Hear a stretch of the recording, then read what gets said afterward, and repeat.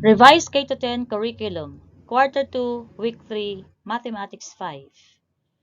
Have you ever wondered how to read, write, and understand numbers with decimal parts as small as 10,000s? That's right.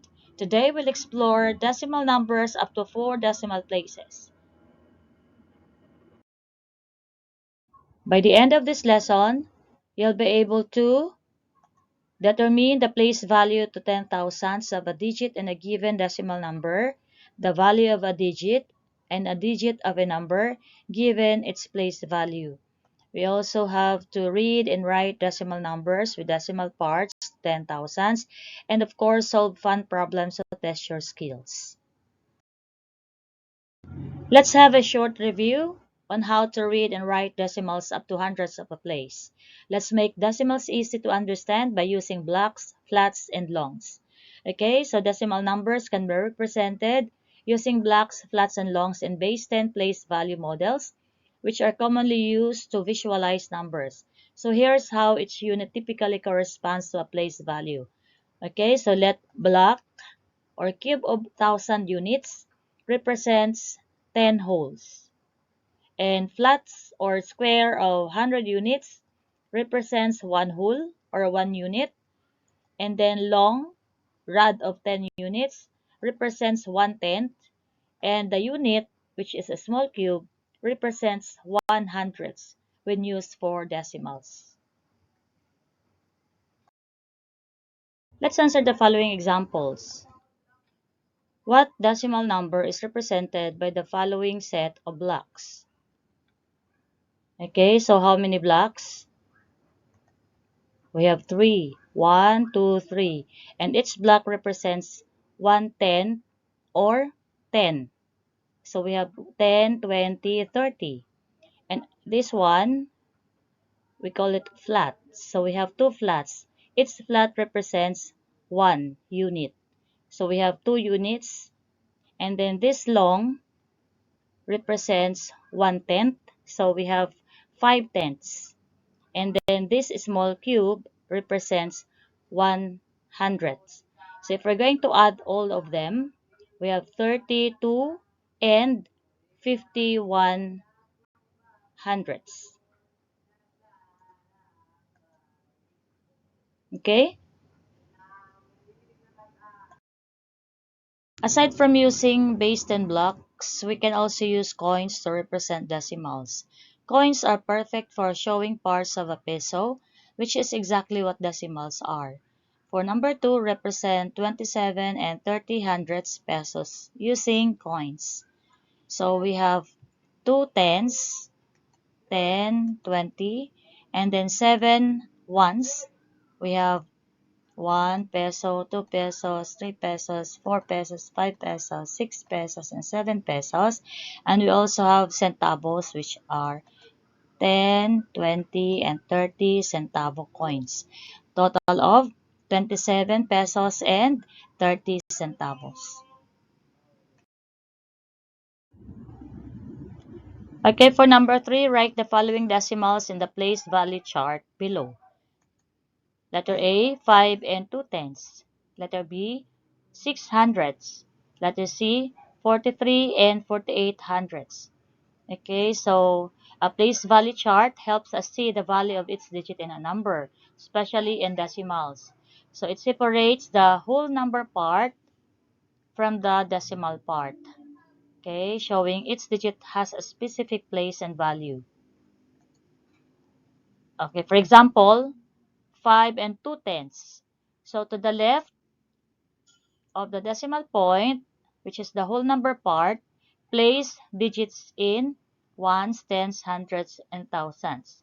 And to the right of the decimal point, these are the place digits in tens, hundreds, thousands, and so on and so forth. So for our example, we have 5 and 2/10. So first, you are going to write the decimal point first. And then going to the left, we have the 5 ones. And then to the right, we have 2/10. Okay, for letter B, decimal point first, and then to the left we have 0 in ones, and to the right we have 0 in tens and 6 in hundreds. We also have letter C, 43 and 48 hundreds. We have decimal point first, and then to the left we have 3 ones and 4 tens. And to the right we have 4 tenths and 8 hundreds. What do you think is the place value next to hundreds? Okay, the place value next to the hundreds place is the thousands place. Very good. Next, what do you think is the place value next to thousands? The place value next to the thousands place is the 10,000s place. How would you write the following decimals in the place value chart? Number 1, 16 thousands. Number 2, 40 and 9,521 10,000s. When writing digits in the decimal place value chart, let's start by placing each digit according to its position relative to the decimal point. Start with the decimal point as your reference, and then to the left of the decimal point, that's the whole number part. Place ones, tens, hundreds. And to the right of the decimal point, place digits in tenths, hundreds, thousands, and 10,000s. So for our example, number 1, 16,000. So place the decimal point first, and then to the left we have ones, 0, ones. And to the right of the decimal point we have 0 in tenths, 1 in hundreds, and 6 in thousands. So that is 16 thousands. For number 2, let's start with the decimal point first, and then to the right, no, to the left of the decimal point, we have ones, which is 0, 0 in ones, and then we have 4 in tens. To the right of the decimal point, we have 9 in tens place, 5 in hundreds place, 2 in thousands place, and 1 in the 10,000s place. That is 40 and 9,521 10,000s. Can you recognize the symbol? This is called pi. The constant pi has an approximate value of 3.1416. This number is read as 3 and 1,416 10,000s. You will learn more of that in grade 6. So pi is a special number in mathematics that helps us understand circle. It tells how many times the diameter of a circle fits around its edge, called the circumference. Okay, so from that diameter going to the circumference, we have one diameter is not enough, another diameter not enough, and then we still need another one diameter. It makes it three diameters, but then not enough. Okay, there is a small part there that is 0.14 or 14 hundredths diameter. So therefore, 3.14 diameters is equal to 1 circumference, and that is the value of pi. Pi is 3.14. For our unlocking content area vocabulary, we have pi. Pi is a special mathematical constant that represents the ratio of a circle's circumference to its diameter. The constant pi has an approximate value of 3.1416. What is the meaning of decimal? Decimal comes from the Latin word decimus, which means tenth. It also means a number in between two whole numbers. Place value. Place value is the position of a digit in a number. Value refers to what a digit is worth in a given number. The value of a digit is based on its place value. So for our day 2, our topic is place value and value of a digit in a decimal number up to 10,000s. Example number 1. Write 693 thousands in the place value chart and determine the place value and value of its digit. Okay, so we have the place value chart here.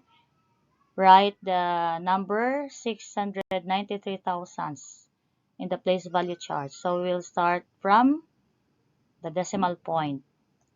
Okay, and then to the left of the decimal point, we have the ones place, so that is 0. And to the right of the decimal point, we have tens, which is 6. And then to the hundreds is 9. And to the thousands place is 3. Okay, so that is 693 thousands. Then the place value of 6 is tens. And its value is 0.6. Okay, so we have one place, one decimal place. So 0.6. What about the place value of 9? The place value of 9 is hundreds. Okay, so that is hundreds place. And its value is, so we have from decimal point, we have two decimal places, that is hundreds. So we have 0.09. That is the value of 9 in the 693 thousands. That is 9 hundredths. The place value of 3 is, okay, thousands. And then its value is, from decimal point, we have 1, 2, 3 decimal places. So we have 0.003. And that is 3 thousandths. Example number 2. Write 4 and 1707 in the place value chart and determine the place value and value of its digit. So let's start with the decimal point. And then to the left of the decimal point, we have 4 ones. To the right of the decimal point, we have 1 in tenths, 7 in hundreds, and 0 in thousands, and 7 in 10,000s place. Okay, so the place value of 4 is 4 ones. So that is in the ones place. Okay, and its value is 4. Okay, the place value of 1 is in the tenths place. So we have tenths and its value is 0.1. The place value of 7 is hundredths and its value is 0.07. The place value of 0 is in the thousands place. Okay? And then its value is, of course, 0. There is no value, 0. Okay? The place value of 7 is 10 thousandths. So our answer is 10 thousandths place. And its value is, okay, from the decimal point, we have 1, 2, 3, 4 decimal places. So we have 4 decimal places, and that is 0.0007. Okay? Example number 3. Write 5 and 555 thousandths in the place value chart and determine the place value and value of its digit. So start with the decimal point. And then to the left of the decimal point, we have 5 ones. And to the right of the decimal point, we have 5 tenths, 5 hundredths, and 5 in thousands. So the place value of 5 is ones, and its value is 5. The place value of 5 is in the tens place, and its value is 0.5. And the place value of 5 is in the hundreds place, and its value is 0.05. And the last digit, which is thousands place, okay, and its value is 0.005. So the place value increases 10 times with each shift to the left. Place value decreases 10 times with each shift to the right. Okay? Hence, the digit 5 in ones place is 10 times the digit 5 in the tenths place. while the digit 5 in the thousands place is 1/10 of the digit 5 in the hundreds place. For our work example, try the following activity. Recall the place value chart, then determine the place value and the value of the underlying digit. So for number 1, 6 and 987 thousandths. 8 is the underlying digit, and the place value of 8 is hundredths, and its value is 0.08. Number 2, 345 thousandths, and 5 is that underlying digit, and the place value of 5 is thousands, and the value is 0.005. Number 3, 2 and 4,361 ten thousandths, and 4 is the underlying digit, and the place value of 4 is tenths, and the value is 0.4. Number 4, 1 and 9,632 ten thousandths, and 2 is the underlying digit, and the place value of 2 is 10 thousandths, and the value is 0.0002.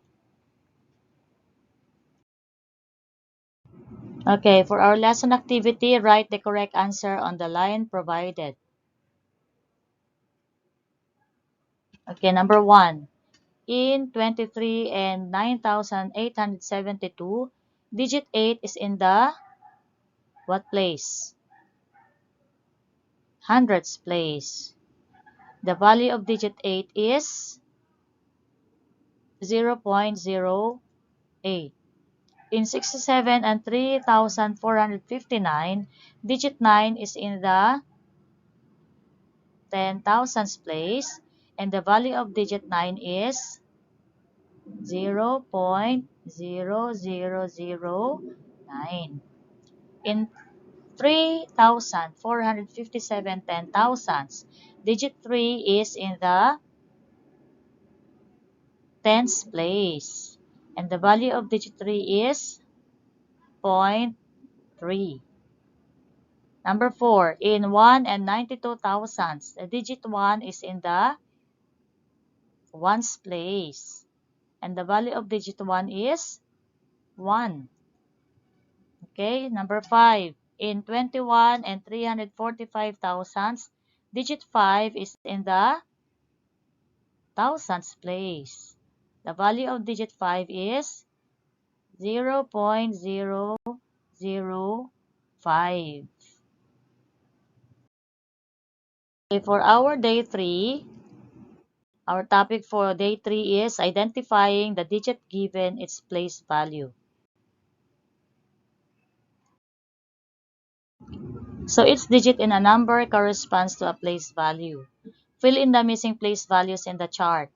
Okay, so let's start from the decimal point. From the decimal point, we have ones place going to the left. Next to ones place is correct, tens place, and then hundreds place. Then going to the right, after the decimal point, we have what place? Tenth place. Okay, and then after the tenth place, we have hundreds place, and then thousands place, and then last one is the 10,000s place. Okay, so give the digit corresponding to the indicated place value. For letter A, 8 and 564 thousandths. What is the number or the digit in the thousands place? We have, correct. Letter B, 723 thousandths. What is the digit in the tenths place? Tenths, correct. 7. What about letter C? 16 and 2011 ten thousandths. What is the digit in the tenths place? Tens place. The tens place is 1.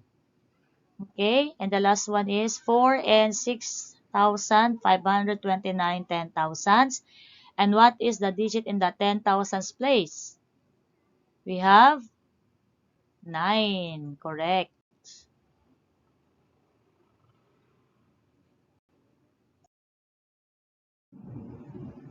Okay, answer the following. Example number 1.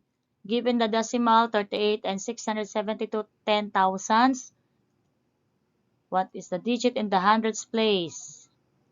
In the thousands place. Letter B, what is the value of the digit in the hundreds place? In the thousands place. Are you ready? What is the answer for letter A? Correct. The hundreds place is 6. And the thousands place we have 7. What about letter B? What is the value of the digit in the hundreds place? Our hundreds place is 0.06. In the thousands place, we have 0.007. Okay. Example number 2. Given the decimal 987 and 1,563 ten thousandths, what is the digit in the hundreds place? In the ten thousandths place. Then what is the value of the digit in the hundreds place and in the ten thousandths place? Okay, ready? Your answer for letter A is, what's the digit in the hundreds place? Look at the hundreds place. The hundreds place is 9. What about in the ten thousandths place? The ten thousandths place is 3. Okay, what about the value of the digit in the hundreds place? Value 9 hundreds. Okay, 900. In the ten thousandths place, we have, okay, 4 decimal places. So from decimal point, 0.1234. So 0.0003 or 3 ten thousandths. For lesson activity, write the correct answer on the line provided. Number 1, in 132 and 8,765 ten thousandths, digit blank is in the thousandths place. What is the thousandths place? Okay, 6. In 1 and 6,534 ten thousandths, digit blank is in the ten thousandths place. And the ten thousandths place is 4. Okay, number 3. In 23 and 7,654 ten thousandths, digit blank is in the ones place. And in the ones place, the digit is 3. Okay, number 4. In 574 and 8,643 ten thousandths, digit blank is in the tens place, and that is 7. And the last one, in 34 and 9,876 ten thousandths, digit blank is in the hundreds place, and the digit in the hundreds place is 8. For day 4, our topic is reading and writing decimals up to 10 decimal places or up to 10 thousandths. Okay, let's study the illustration, then fill in the blank with the correct number. So this is a block. This is made up of 1,000 units. So one small cube, that is a unit, okay, its value is 1,000. So 1,000 of a block. Therefore, if you have 4 small cubes, it is equivalent to 4 thousandths. So this time, if one block represents one whole, then one flat represents 1/10, one long represents 100, and one small cube or unit represents 1,000. Decimal numbers may be written in figures or numerals or words. How to read decimal numbers? To read decimal numbers, read the whole number part first, then decimal point. Decimal point is read as n. Then read the decimal part as a whole number. Then mention the place value of the last digit. Example, 45.082. It is read as 45 and 82 thousandths. Letter B, write the following numbers in figures or numerals.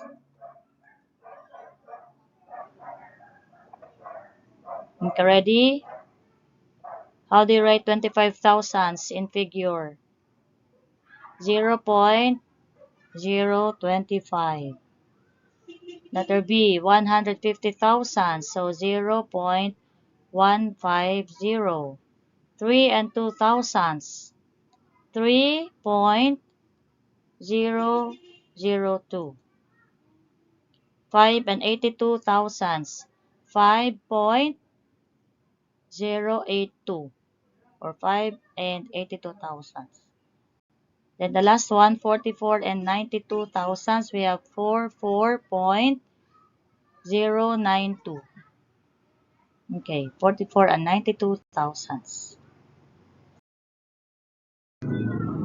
Letter C, a millimeter is 1,000th of a meter. Show 1 millimeter or 1,000 meter using a meter stick and ruler. Letter A, can you think of objects measuring about 1,000 meter? Okay, sharp pencil point or tip of a sewing needle. Letter B, how would you write 0.001 in words? Okay, 1,000. Analytical balances can usually achieve an accuracy of 1/10,000 gram. Analytical balances are designed for high precision and precision weighing and are used in scientific, educational, and industrial laboratories. Letter A. Is 1 milligram heavier or lighter than 1/10,000 gram? What's your answer? Yes, it's heavier.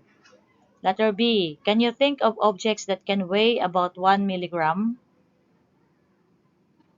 Any answer?